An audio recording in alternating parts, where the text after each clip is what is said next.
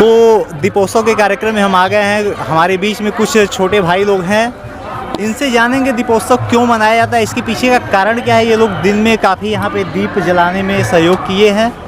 दीपोत्सव का कार्यक्रम यहाँ पे जो मनाया जाता है उसके पीछे का इतिहास क्या है, आप क्या जानते हैं? सबसे पहले तो हम प्रभु पुरुषोत्तम मर्यादा पुरुषोत्तम श्री रामचंद्र की जयकारा बुलाना चाहते हैं। उसके बाद में यहाँ का जो इतिहास है, भगवान श्री रामचंद्र जी के पिता दशरथ जी, जब उनकी मम्मी कैकेयी जी थी, उनके द्वारा उनको वनवास हुआ था 14 वर्ष का।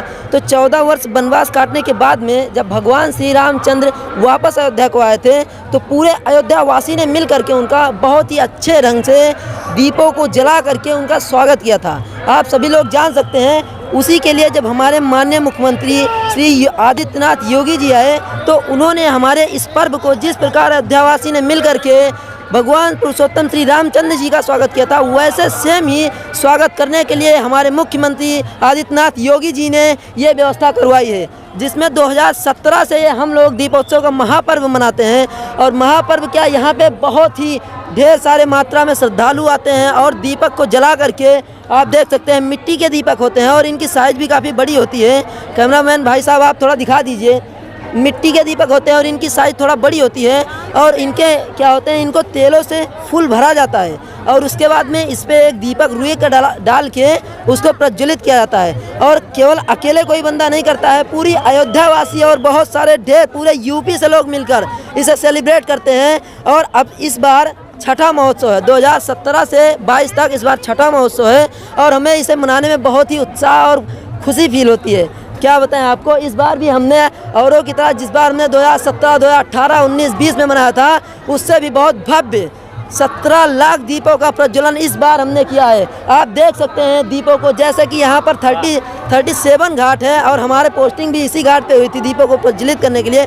हमने अपने हाथों से बहुत सारे दीपों को प्रज्वलित भी किया है और यहाँ के श्रद्धालुओं में भी आप देख सकते हैं बहुत ही उत्साह, बहुत ही खुशी है। और यहाँ की सिक्योरिटी भी बहुत टाइट है। जैसा कि आप सभी लोगों को पता होगा कि हमारे देश के मुख्यमंत्री आदित्यनाथ योगी जी और हमारे देश के प्रधानमंत्री माननीय श्री नरेंद्र मोदी जी का भी यहाँ पर आगमन हुआ है। तो आप सिक्योरिटी के बारे में तो जानते हो कि बहुत ही अच्छी चुस्त दुरुस्त सिक्योरिटी है और लोगों के मन में। ठीक है भाई, ठीक है भाई से हमने कहा कि भाई बताओ, तो भाई वर्णन नहीं करने में लग गया। एक प्रश्न बहुत कॉमन सा है, लोग पूछ रहे हैं विपक्ष वाले, आप चूंकि बोल रहे हो तो लग रहा है कि सरकार के पक्ष में हो। ये जो दिए में तेल डाला जा रहा है, लोग कह रहे हैं कि इस तेल को अगर किसी गरीब के घर में दे दिया जाता तो वहाँ पे उसका जो है सब्जी बन जाता, खाना बनता उससे। यहाँ दीपक जला के बेकार कर दिया जा रहा है, इस पे क्या कहना है? हमारा तो इस पे एक ही कहना है, जैसा कि आप सभी लोग जानते हैं, इससे पहले कोरोना काल आया था। कोरोना काल में इस सरकार ने, माननीय मोदी जी की सरकार ने कितनी योजनाएं निकाली, राशन बंटवाए, चना बंटवाए, दूध बंटवाए, आटा चावल सारा चीज़ बंटवाया।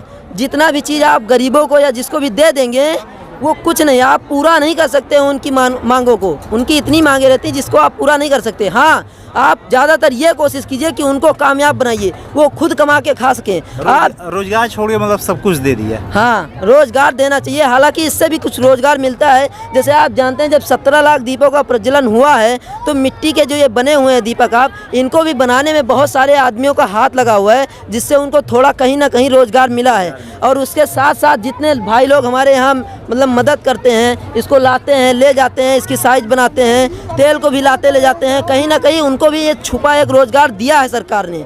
तो मैं तो यही कहना चाहता हूँ कि आदमी के अंदर काबिलियत है, अगर खुद के अंदर क्षमता है लड़ने की, कुछ भी पाने की क्षमता है, तो आदमी पा सकता है। आज का आदमी आलसी होता चला जा रहा है, बिस्तर से उठना नहीं चाहता और बोलता है सरकार हमें रोजगार नहीं दे रही। पढ़ाई करना नहीं चाहता है, पूरी रात गर्लफ्रेंड से चैटिंग करता है। सरकार रोजगार आपको कहाँ से दे देगी? सरकार कितनी वैकेंसियाँ निकली हुई हैं, वैकेंसियाँ निकलती हैं, उसमें 7-7 लाख फॉर्म भरते हैं। अगर आपके अंदर काबिलियत है, आपके अंदर क्षमता है, आप क्वालिफाई करके उसे हासिल कर लीजिए। आप नहीं कर पाते हैं, आप क्यों नहीं कर पाते हैं? जैसे मान लो कि 50 लाख बेरोजगार हैं, उसमें 500 की वैकेंसी आएगी, कितने को मिलेगी बताओ? भाई हर क्षेत्र में वैकेंसी, मैं एक क्षेत्र की बात नहीं कर रहा हूँ। हाँ, मानता हूँ कि आप सरकार उतने सेवक नहीं बना सकती है, उतनी वैकेंसियाँ नहीं निकाल सकती है जितनी कि भारत देश की जनसंख्या है। लेकिन मैं तो कहीं ना कहीं यही कहूँगा कि अगर सरकार इतना नहीं सपोर्ट कर रही है, तो आपके अंदर भी दिल है, आपके अंदर भी दिमाग है, आप भी मेहनत कर सकते हैं, कोई काम सीख सकते हैं, मैकेनिक का काम, कुछ भी काम सीख सकते हैं। दुनिया में कामों की कमी नहीं है। उसके बाद में आप अपना खुद का कारोबार खोल सकते हैं। जैसा कि आप जानते होंगे आज के लड़के कंप्यूटर नॉलेज लेके कहीं पार्ट टाइम जॉब करते हैं और जनसेवा केंद्र वगैरह ओपन करते हैं, ड्राइविंग लाइसेंस वगैरह बनाना सारे काम करते हैं। कुछ बच्चे बचपन से मैं देख रहा हूँ, जैसे वो इंटर हाई स्कूल में ही रहते हैं तो भी बाइक रिपेयरिंग का काम सीख लेते हैं, बाइक रिपेयरिंग का काम उसके बाद करने लगते हैं। ये कहीं ना कहीं पार्ट टाइम जॉब ही है। अगर आपके अंदर वर्क करने की लालसा है तो आप कर सकते हैं, अगर आपके अंदर करने की लालसा नहीं है तो आप नौकरी के पीछे भागते रहेंगे। 30 साल बीत जाएगा, आपकी शादी ब्याह सारी उम्र निकल जाएगी, लेकिन कुछ नहीं कर पाएंगे। तो मैं तो यही कहूँगा, सरकार के ऊपर भरोसा रखिए, जो वैकेंसी निकाल रही है अगर उसमें आपको अंदर फाइट करने की क्षमता है तो आप फाइट कीजिए। अगर आपके अंदर फाइट करने की क्षमता नहीं है तो आप जो है अपना रोजगार कोई ना कोई काम सीख लीजिए और उसके बाद में अपना रोजगार पर्सनल रोजगार खोल लीजिए, जिसकी आपकी कुछ ना कुछ तो इनकम होगी। बाकी सरकार पे भरोसा रखिए, सरकार जितनी भारत की जनसंख्या उतना रोजगार नहीं दे सकती आपको।